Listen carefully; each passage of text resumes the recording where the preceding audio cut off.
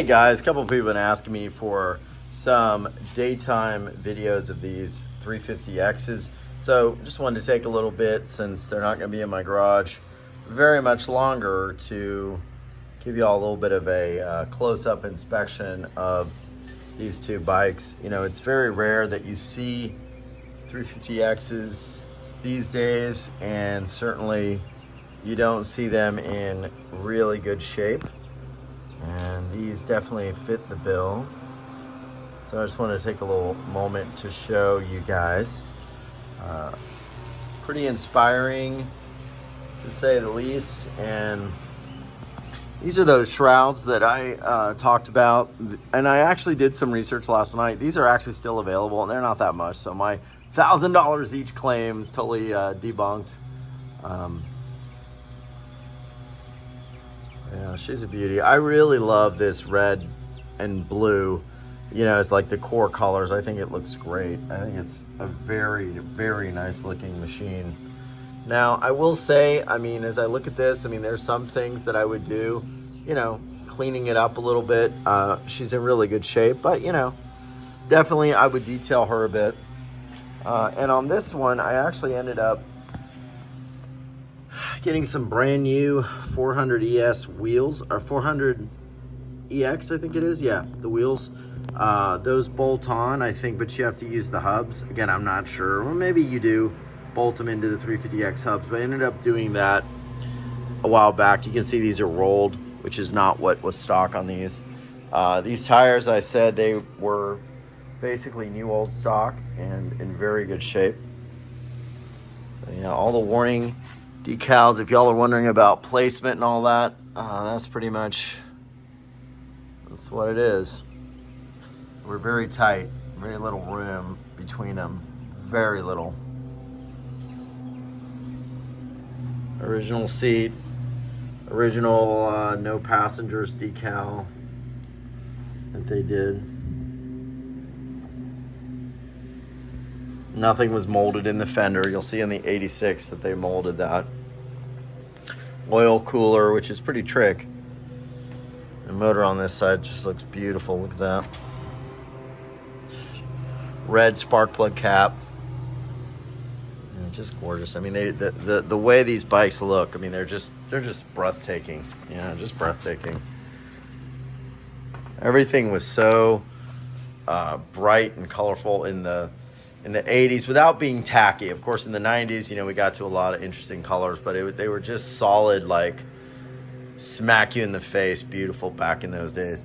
And then the the white one, of course, everybody loves the 86. That tends to be the favorite, like the 250R, which, by the way, she's over there. And yeah, there's a lot of different changes on these. I noticed something pretty interesting when you, and I don't know if it's my bearings or what, but when you turn this handlebar, there's a little bit of a, almost like a position where it wants to stay going straight, and then you push past it. So it's almost like there's something, maybe almost like a steering stabilizer. Now this probably sounds ridiculous, but I didn't notice that with the other one. And who knows, maybe it's just my head. Brand new fork boots. And these, as I remember back, were still available, and I did change them out, and they've never seen UV light, and they're perfect. Black hubs on this guy versus that, you know, charcoal gray. Never had to change these shrouds. They were perfect. I mean, relatively perfect. Yeah, pretty darn perfect. And I noticed these are a little more orange than the 85s. So a little slight difference in the color. The tanks are different color. That's a Shasta white, and that's more of a cream. But, you know, the cream really goes with the red. It's just perfect. I can't imagine. Of course, the Honda wing is a little different. And I did end up repainting this tank and spent hours agonizing on where, you know, everything went. Now, I actually took this to a paint shop. I didn't do the clear coat with hardener myself, and you can see this is quite well done. It is just a beauty, a beauty. And you can see the molded warning. You can see the seats a little different, little taller seat foam as well. Just whereas the 85 is not as tall. Different switches. There's a ton of differences. I mean, rerouted the clutch cable. You can see it's coming over here. And this is because these things were getting melted and burned up on this side, and the clutches were sticking and not good. And even different brake. Look at the brake on that, right? You got these slots, which is pretty darn cool all here. And look at the clutch cable, right? And you come to the 85, and you have a totally different brake setup. There's no clutch cable here. But, you know, there's something about the 85 because, you know, when these first came out, I mean, people were shocked. And it was just a raw, like, what the heck, a 350cc 200X, oh my God. So there was unlimited potential with these. I mean, like, would they race them? Would they be doing Baja? Were they a rival to the 250R? I mean, nobody knew. And I remember some of those old tests in ATV News and these guys airing them out in the dunes. And it just was, you know, it's one of those things, man, where it just was mind-boggling. I was just a kid, you know. It's mind-boggling to imagine what this thing was capable of. Now, about 86, you know, yeah, they were awesome, but it's kind of at that point everybody knew what they were about. And they were big, torquey.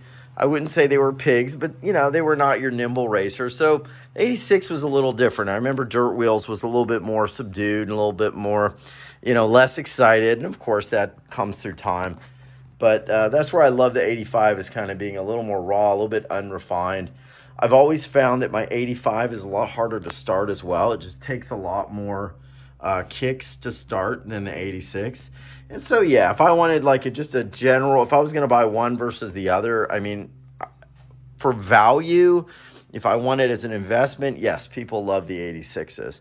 If I could find a really nice 85, what do I think is like the prettiest when they're really put together? Man, it's hard to beat the 85s. I mean, they're just gorgeous. I mean, that is like, you think of like an 85 Honda ATC, man, that's it. And the thing about it is, you know, the 85 200X bikes, I mean, they're nice looking, right? But at that point, the 200X kind of lost its mystique. I mean, that bike in 83 was like the bomb. 84 was, people were really excited about it. But by 85, it was kind of like, oh yeah, bold new graphics, red, white, and blue, big deal. But when this came out, it just, you know, your eyes were seeing what looked like a 200X, but you knew there was something way more badass under that, under that gas tank. And of course the double headlights that, you know, the Tri-Z did in 85, and I just love them. I love the color. It's perfect. It's gorgeous.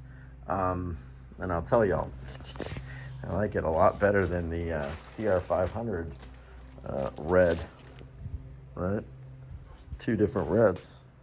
A little bit more orangey and just that deep blood red. Ah, get your soul stirring.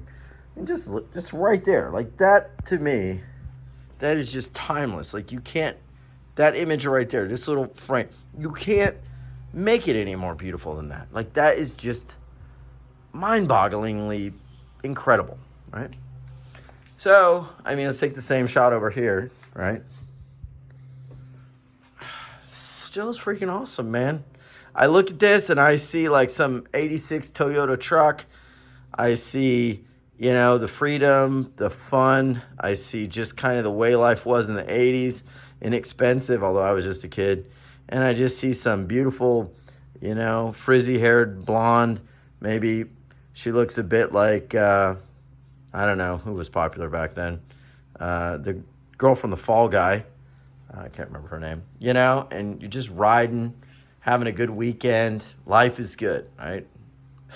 I mean, they're just awesome. So anyway, man, they're definitely nostalgia pieces, as I would say. But yeah, really nice. It's a shame they have to go back, but I've never done videos of these. So yeah, just wanted to show y'all. And I love the skid plates. I mean, just love the skid plates. Just gorgeous. And they're good motors. They're very torquey. I mean, I've never really winded them out, you know. This is my 86R, and my wife has the car cover on it, which is fine. And I've got an 84 250R there. We're getting some of the ATC guys. This bike is just near perfect. It's gorgeous, and you don't want to know what I paid for it. You would not be happy. $900. This thing back in the day I bought for $2,300. I probably showed you all this before. $2,300. But yeah, just look at the 86, right? I used to have all these together. My challenge with where we are right now, I mean, we could buy a place very easily, but I'm in a real good neighborhood with schools, so you know, for the kids, we stay here. But yeah, one day these two babies will be together again. The 86s, man, look at those. Yeah, you know, a lot of people kind of don't understand why I do this, and they're like, well, why don't you ride these? Why don't you flail them every weekend? And you know, I have bikes that I ride like that one, but when you walk into your garage, right, and it looks like a dealership from the 80s when you were a kid, right? And as a kid, like, you know, in your mind, like, this was like the pinnacle. Like, if you had this, like, your whole world would be, you know, perfect. Like, it's ridiculous. I know it's not logical. But that tiny little flash, that spark that you felt back then, I get it every time I walk in my garage. Now, if I beat the crap out of this and it looks just like a big piece of junk, you know, it wouldn't feel the same. And, you know, I have enough bikes that I've ridden, and Lord knows, right? So you know, if I want to rip, I get on the YZ250. I mean, it's going to rip harder than just about anything. But to be able to have the feeling and, you know, ride it around reasonably and not beat the crap out of it, because I can ride it in a field and not destroy it, right? But to have that feeling every day when the friction of life just wants to grind out of you that feeling of aliveness, you know, that's the reason I keep them the way I do. And, you know, I mean, I get it from a lot of things, going to the gym and other things, but I mean, just this little piece that's in my soul, right, from when I was a kid, man, I can never forget it. You know, getting the Dirt Wheels magazines, the ATV news, you just can't forget it. You know, it's just so priceless to me. And so no, they will never be for sale. They will go to my kids, and then maybe at that point, you know, I will have very specific instructions on where to sell them. And if they do, it'll probably go on some Mecum auction website or something. So we're not going to go cheap. And honestly, I don't need any more money sitting in depreciable cash anyway, because I got these for $2,500 and, you know, they've gone up. So they're safe investments is what I do. Buy these through my company, basically. So I use cash from my business, and they're just sitting on the books as investments because I know the market is going to go up.